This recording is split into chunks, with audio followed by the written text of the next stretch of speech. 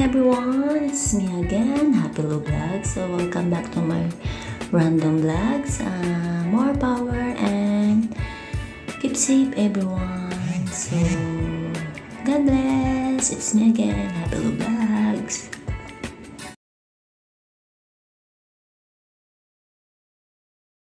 Hello guys, dahil meron tayong fresh na isda ngayon, so magluto tayo ng normal na paksiw lang yung hindi natin igigisa. So nasanay kasi ako na ginigisa ko ang ating pinaksiw na isda. So ayan, naglagay na ako ng bawang, sibuyas at luya.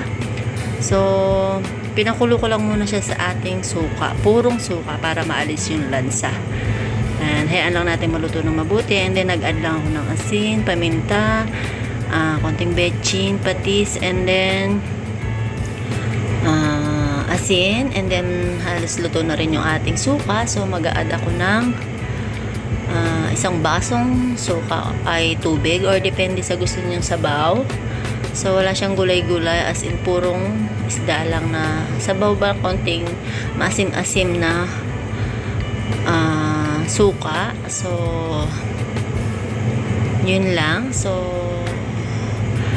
ayan, luto na yung ating suka. Babaligtarin ko siya para makuluan din yung kabilang side ng ating isda, and then i-cover lang din natin hanggang sa maluto ng pareho.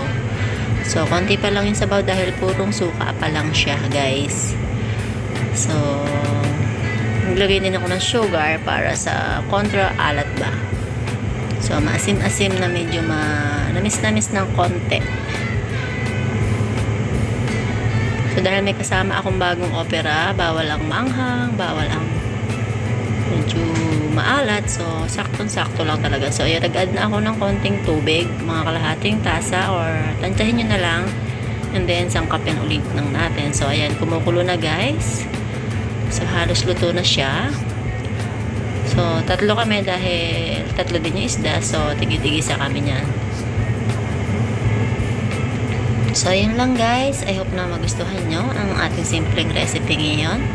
So nag-add lang ako ng asin pa dahil medyo tumabang siya, and dinagdagan ko pa rin ng ating paminta, and then lagay ako ng konting mantika dyan at konting patis.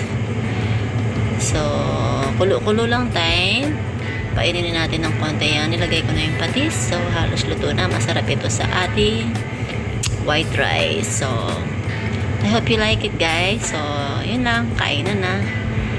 Yun, syempre may patis tayo, hindi mawawala. So bawi tayo sa maraming tubig. So yun lang guys, thank you so much for watching this Happy Lou Vlogs again.